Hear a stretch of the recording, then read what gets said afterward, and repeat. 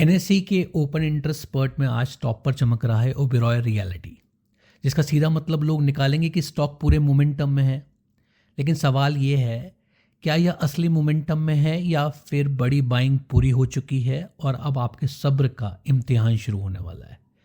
Chart पर सारे answers मिलेंगे।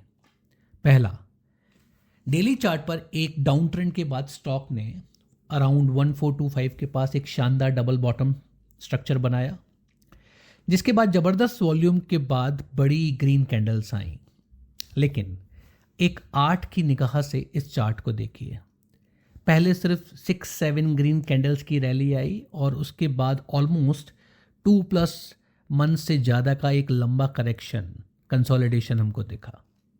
फिर से वही पैटर्न रिपीट हुआ, 8-10 कैंडल्स का अप मूव और उसके बाद फिर ऑलमोस्ट 1+ मंथ से ज़्यादा का हमको स्लो करेक्शन और अब फिर से एक बड़ी ग्रीन कैंडल भारी वॉल्यूम के साथ।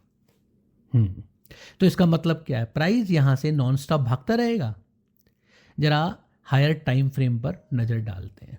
एक बड़े अप मूव के बाद प्राइस इस समय अपने एक सॉर्ट ऑफ एक रेजिस्टेंस के करीब पहुँच चुका है।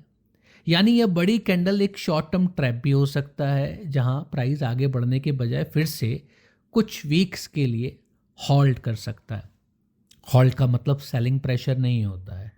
अब यहाँ पर समझिए खेलना कैसे। हॉल्ट होने का मतलब या तुरंत यहाँ पर एक सेलिंग टेरिटरी नहीं बन रही है, बट टाइम डिके हो सकता है। और जहाँ पर इस तरह स्टॉक के साथ टाइम डिके होता है, हमें माइल्ड एटीट्यूड अपनाना है। नो फ्यूचर, नो ऑप्शंस, क्योंकि वो दोनों लेवरेज इंस्ट्रूमेंट है। तो यहाँ पर हमको लंबे लॉसेस हो सकते हैं क्योंकि हॉल्टिंग टेरिटरी है। तो ये territory sort of cash holding या वेट एंड वॉच की है, ना कि लेवरेज के साथ बड़ी क्वांटिटी के साथ कूदने की। तो पॉइंट यह है कि बड़ी कैंडल की साइज, वॉल्यूम, ओआई स्पर्ट्स को देखकर सारे डिसीजंस नहीं ले सकते।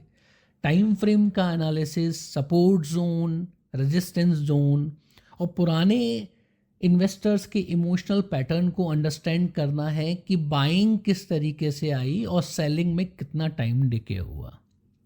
उसके बाद ही इंस्ट्रूमेंट डिसाइड करके अपनी पोजीशन का फाइनल डिसीजन लेना है। तो चार्ट्स हैं, इनकी साइकोलॉजी है, क्योंकि लोग इन्वॉल्व हैं, इमोशंस इन्वॉल्व हैं। इसको इन डेप्थ में इस प्राइस एक्शन को समझने और सीखने के लिए बने रहिए अपने चार्ट फ्रेंड विशाल छत्री के साथ। फॉलो कीजिए। Thank you very much.